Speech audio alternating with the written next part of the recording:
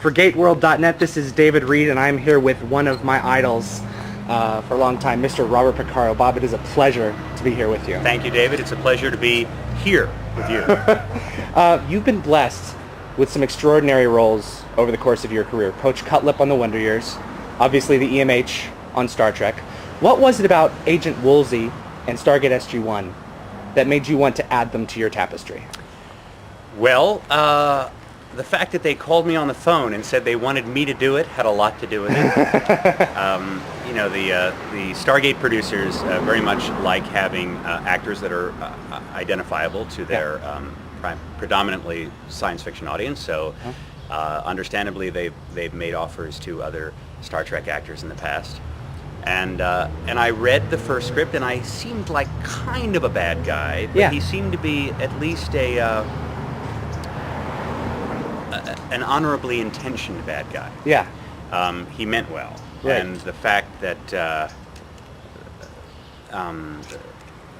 he was a very difficult and prickly personality and gave so much trouble to the beloved Stargate regulars would have been a drag to have to come in and perform, except that the members of that cast were so welcoming to me and so happy to have me on the show that they didn't confuse my character with me, the person. So everyone was very gracious. I had a great time doing it. And producers Joe Malazzi and Paul Mooley are also fans of mine, as I am of their work, and they seem to enjoy having me back. So the character has become more layered and considerably more sympathetic than his first appearance. Now, you've already shot the Scourge. Yes, I've shot the Scourge. Which is not aired. What we know of it is that Woolsey joins a delegation off-world, and while you get into a bit of a bug problem. Yes, a bit of a bug problem. Now, last time we spoke, you said you were looking forward to flexing your acting muscles for this episode. Did you? And what else can you tell us about it from Woolsey's perspective? I use that awful expression, flexing my acting muscles. Well, amazing how bad we sound when people repeat our words back to us. That's why you should never do interviews. Don't ever do interviews, because what they do is they turn your words against you, and they make you sound sillier than you really are. Although in my case, I have a good deal of silliness that I have to lay claim to. But yes, I did flex my acting muscles. I thought I meant my action muscles, because there's a certain amount of action in the script. I am. Really? We are on the run on the planet, avoiding these, in a sort of a Starship Trooper scenario, trying to save ourselves from these ferocious flesh-eating bugs. Right. So there's a lot of running around, and it was fun to be to be part of the A plot this time, instead of just the sitting on a couch in the president's office B plot.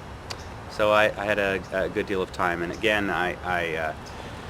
Michael and Amanda and Chris and Ben are just great to hang out with. We had a lot of fun together, and they're a really cool cast. I loved. We had an eating scene, and Chris decided to try to crack us up with innovative and interesting ways to use a corn dog, and I have to tell you, he really put his heart and soul into it.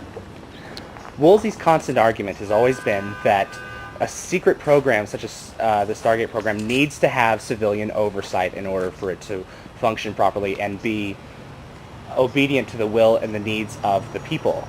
Do you agree with that personally? Yes, I do. I think that in principle, the military has to be responsive to to the populace.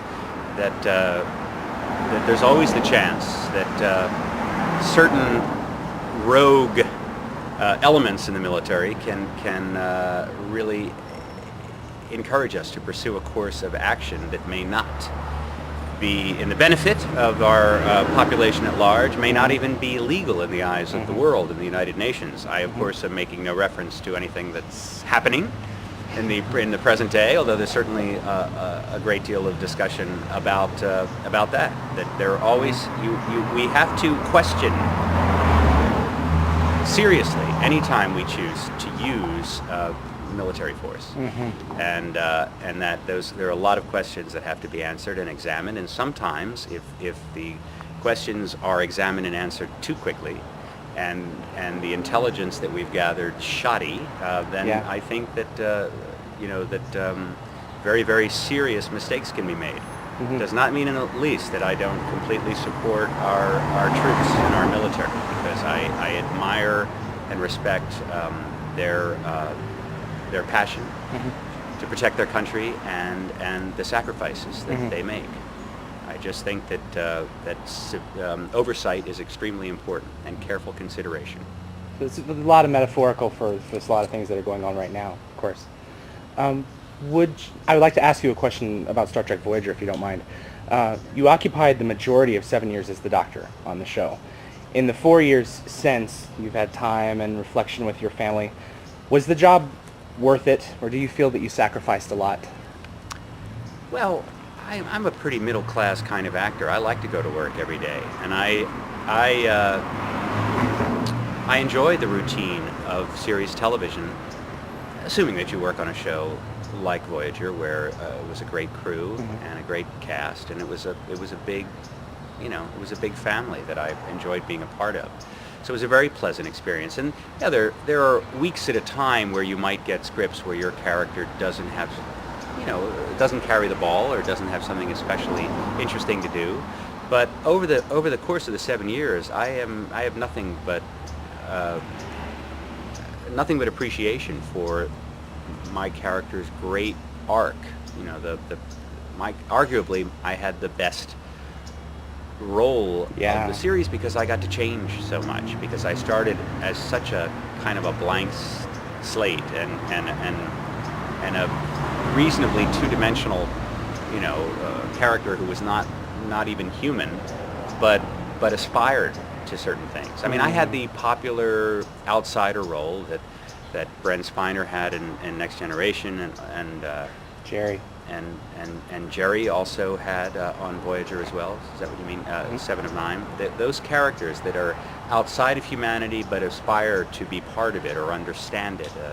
Dating back to Spock as as the first outsider.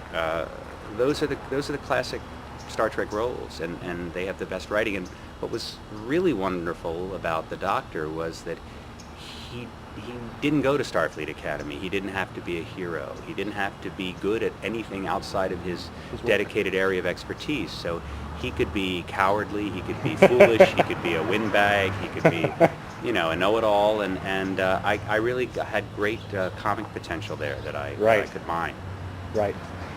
You were very hopeful that Woolsey would actually get to expand outside of his box of being just the Hatchet guy, like you said. Yes. Did you, besides the action in the Scourge, did you get to grow on that as well? I think Joe Malazzi told me when he first mentioned the script to me that he thought we could have a little bit of fun tweaking Woolsey's character, and I think he did. I certainly did. There's some humorous moments in it. There's some moments where we see a character who's reasonably unflappable and has a very kind of fixed worldview and what he's supposed to accomplish in that situation.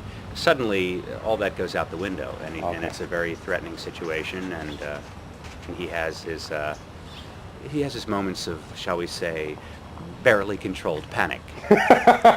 Great. Should be a delight to watch. Well, I hope so, and I really enjoy working on Stargate, and I hope that we'll see more of Woolsey's barely controlled panic in the future. Thank you very much. My pleasure. Very much.